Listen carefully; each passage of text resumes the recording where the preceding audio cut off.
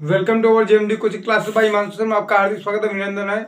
आज हम लोग एग्जाम की दृष्टि से बहुत ही महत्वपूर्ण टॉपिक जिसका नाम है फंडामेंटल राइट्स अर्थात मौलिक अधिकार के बारे में चर्चा करेंगे। ठीक है, तो हमारे जो संविधान में 6 मौलिक अधिकार दिए गए हैं। ठीक है, लेकिन आज हम पहले मौलिक अधिकार के इतिहास के बारे में बात करेंगे कि मौलिक अधिकार आया कहाँ से, विचार लोगों के मन में कब आया। तो देखिए, मौलिक अधिकार फंडामेंटल राइट्स, इतिहास अर्थ इसका क्या होता है। मौलिक अधिकार का मतलब कि जो किसी भी देश का नागरिक है उसको जीने के लिए कुछ स्वतंत्रता चाहिए। ठीक है, कुछ उनके मौलिक अधिकार हैं। जैसे अगर कहा जाए कि अगर हमारे जिंदगी को या किसी व्यक्ति की जिंदगी किसी एक घेरे में ही बांध के रखा जाए, उन्हें कुछ स्वतंत्रता न दी जाए, न बोलने की स्वतंत्रता दी जाए, न घूमने की स्वतंत्रता दी जाए, न कुछ कहने की स्वतंत्रता दी जाए, तो क्या होगा। और न ही बराबरी का अधिकार दिया जाए, तो क्या वो एक प्रॉपर वे में विकास कर सकता है। तो ऐसा कोई संभव नहीं है। जैसे हमारे ही देश को ले लीजिए, हमारे देश में विभिन्न प्रकार के विभिन्न धर्मों विभिन्न जातियों के लोग निवास करते हैं।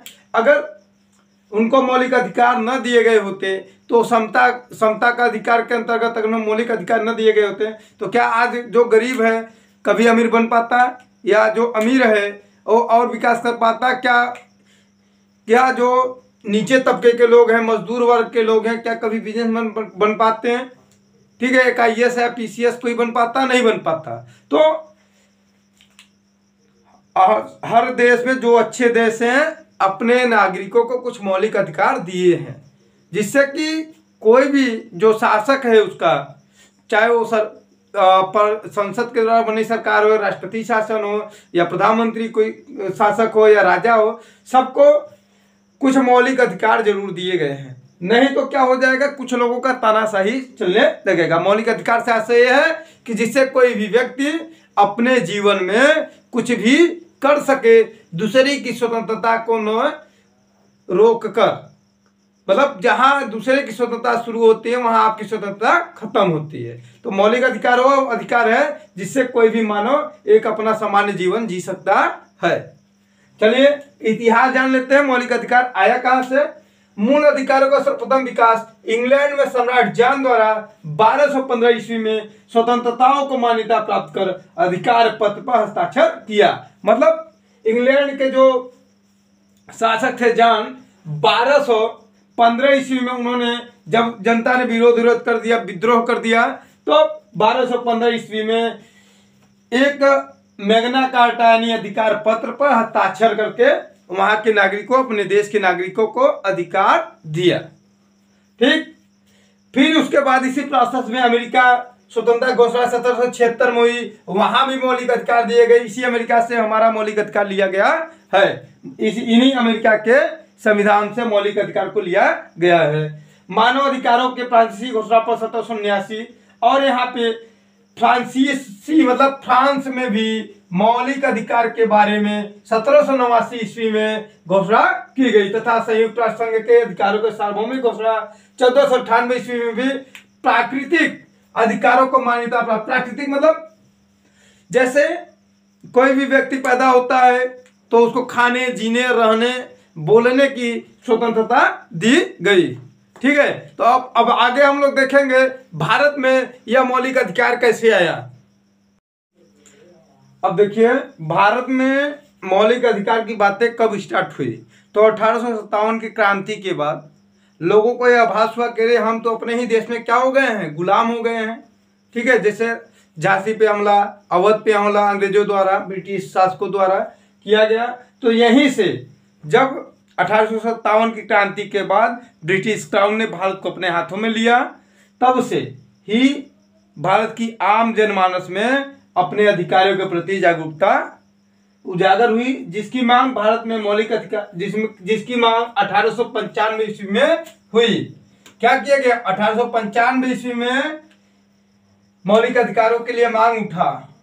ठीक है, फिर एक बहुत ही भारत की स्वतंत्रता में अहम भूमिका निभाने वाली हमारी एक माता, जिनको माता कहा जाए तो कोई गुनाह नहीं है, जो हमारी माता थी ब्रिटिशियन थी, लेकिन वो क्या थी, बहुत ही भारत को बहुत ही ज्यादा हेल्प की, जिनका नाम था श्रीमती एनी बेसेंट।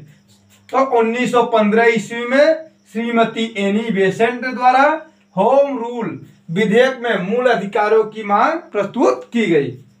तो भैया 1915 में इन्होंने किसकी स्थापना, 1915 ईस्वी में होम रूल के माध्यम से श्रीमती एनी बेसेंट ने कहा कि जो भारत के नागरिकों को उनका मूल अधिकार देना चाहिए, रोटी कपड़ा मकान, बोलने की स्वतंत्रता, ये सब होना चाहिए, चाहे जहां जाके बच सकते हैं, रह सकते हैं, देश उनका है, ठीक है।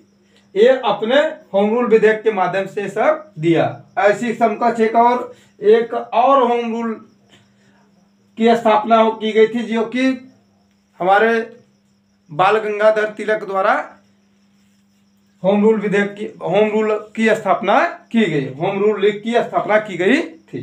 तो 1925 ईस्वी में द कॉमनवेल्थ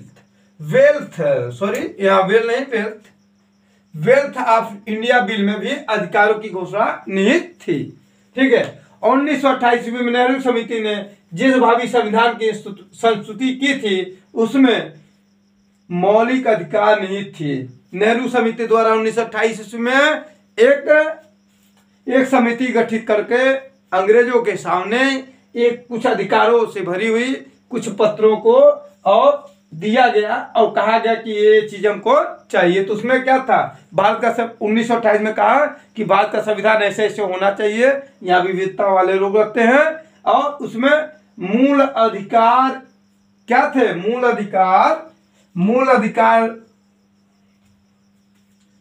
अधिकार जो है निहित थे। उसमें भी कहा गया था कि भारत के नागरिकों को मूल अधिकार मिलने चाहिए, ठीक है। 1931 ईस्वी में कराची अधिवेशन के द्वारा पुनः कांग्रेस ने मूल अधिकारों की मांग को दोहराया, अर्थात 1928 में भी दोहराया, फिर 1931 में दोहराया। मतलब जो कांग्रेस, जो उस समय की सबसे बड़ी पार्टी थी, वह बार बार चाहती थी कि हमारे देश के नागरिकों को क्या मिले, कुछ अधिकार मिले, जिसके अंतर्गत जिसका परिणाम है कि संविधान के द्वारा हमें 6 मौलिक अधिकार दिए गए हैं। और 1946 ईस्वी में कैबिनेट मिशन ने इस बात को स्वीकार किया कि भाई कि जो जिस देश का नागरिक है, भारत के नागरिकों को मूल अधिकार देना चाहिए, समता का अधिकार, स्वतंत्रता का अधिकार, ऐसे ही 6 अधिकार दिए गए हैं, और जिनकी चर्चा हम अगली वीडियो में करेंगे। और आप लोगों से एक निवेदन है कि जो ये अधिकार मिले हुए हैं इनका दुरुपयोग ना करें, ठीक है। बड़ी ही मुश्किलों के बाद, बड़ी ही बलिदानों के बाद, कई वीरों के बलिदानों के बाद तो ये हमें ये अधिकार मिले हुए हैं, इनको बना के रखिए।